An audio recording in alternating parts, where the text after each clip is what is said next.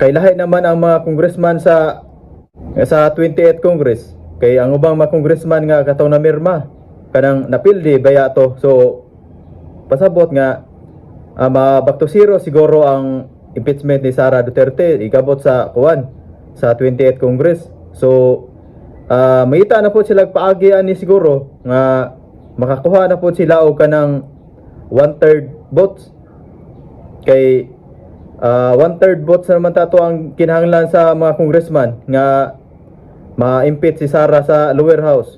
Nya kay tungod naman toy kuan lagi ng huhungihong mismo ang mga congressman gani may niangkon nga wala sila budget kung dili sila mo pirma sa impeachment ni Sara Duterte. So mayong adlaw kanatong tanan, welcome back sa atong channel. Og daghan kayong salamat mga par sa inyong pagsuporta sa akong channel. Ug sa ako ang mga viewers nga wala pa naka-subscribe diha, palihok og subscribe mga par para ma-update mo sa atong mga i-upload na nga mga video reaction. So karon mga par ato ning hisgot-hisgotan og balik ang kaning impeachment ni Sara Duterte. Kay iba ko nga ang uban ani nga napula na og paminaw mahitungod aning impeachment ni Sara Duterte. Kay nasa uban nga gusto sad kayo nga ma-impeach si Sara, nasa uban nga dili gyud ganahan nga ma-impeach si Sara Duterte. Unya kay karon kay hapit naman mapupos ang 19th Congress. So meaning si Sara Duterte dili gyud siya ma-impeach karon. Kay hapit naman mapupos og pipila na lang kaadlaw mapupos na ang buwan sa Hunyo o mapupos na pod ang 19th Congress. Unya karon kay ang mga congressman matud pa ni ongoing senador Erwin Tulfo nga nakadungo kuno siya mga istorya sa mga ubang mambabatas nga i-refile kuno nila sa 20th Congress ang impeachment ni Sara Duterte. So kung i-refile man nila sa 20th Congress mga par, so may posibilidad nga mag back to zero. Kay lahi naman ang mga congressman sa 20th Congress. Kay ang ubang mga congressman nga katong namirma kanang napildi baya to. So pasabot nga back to zero siguro ang impeachment ni Sara Duterte ikabot sa kuan sa 20th Congress.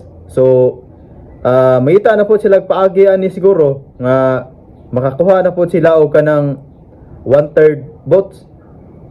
Kay 1/3 votes naman tato ang kinahanglan sa mga congressman nga ma-impeach si Sara sa lower house. Nya kay tungod naman toy kuan lagi ng huhungihong mismo ang mga congressman gani may niangkon nga wala sila budget kung dili sila mo pirma sa impeachment ni Sara Duterte. Unya karon kay kung mao man gani na ang mahitabo gyapon na sa una. So lisod na kay panaminan man na sa ubang mga congressman katong namirma nga wa ra ba gyud kadaog sa niaging eleksyon. Unya atong ibutang nga si Sara Duterte ma-impeach gyapon sa lower house. Unya igabot nga to ipasa nga to sa Senado. Mas daghan man ang senador nga to nga dili gusto nga mapa-impeach si Sara. Unya igabot nga to voting magyapon, by voting magyapon ang nahitabo sa 19th Congress sa pag boto sa mga senador. Mao bang gihapon na ang mahitabo nga to sa 28th Congress. Botohan naman gihapon na sa mga senador kung angay bang i-impeach si Sara, kung angay bang dili ba ipadayon. Mao ra man na. Unya sa ako ang paminaw murag kanang daghan ra ba ang senador diha nga kuan nga pabor nga dili ipa-impeach si Sara. Unya katorbang senador nga gusto nga mapa-impeach si Sara sa 19th Congress si nang Pimentel nga dili na ra ba to makabalik. Dili na to siya ma-appeal sa 28th Congress kay pildi man to siya pagka mayor sa ilaha.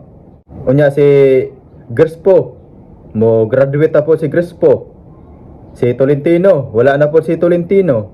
So mangita na po paagi ang mga congressman ani mga pare, labi na gyud si Martin Romualdez.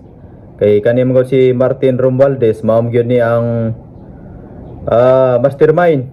Unya kaning mga congressman nga kuan kaning nasa diya sa lower house. O man na ang mga kuan niya, mga sulugoon niya.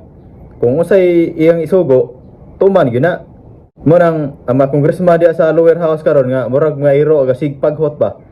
Unya unsa kay posible nga mahitabo ani igabot sa 28th Congress mga parno kay kanang bago naman ang mga congressman nga na. Nasa uban nga bago nga senador. Posible man sad nga ma-back to zero ang impeachment ni Sara ani kung ilang i-refile nga to sa 28th Congress. So ato aning atngan mga par. Unya paliw kog subscribe sa akong channel para ma-update mo sa atong mga video reaction kay padayon gyapon ta nga manghagpat og makasayuran alang niini mga par.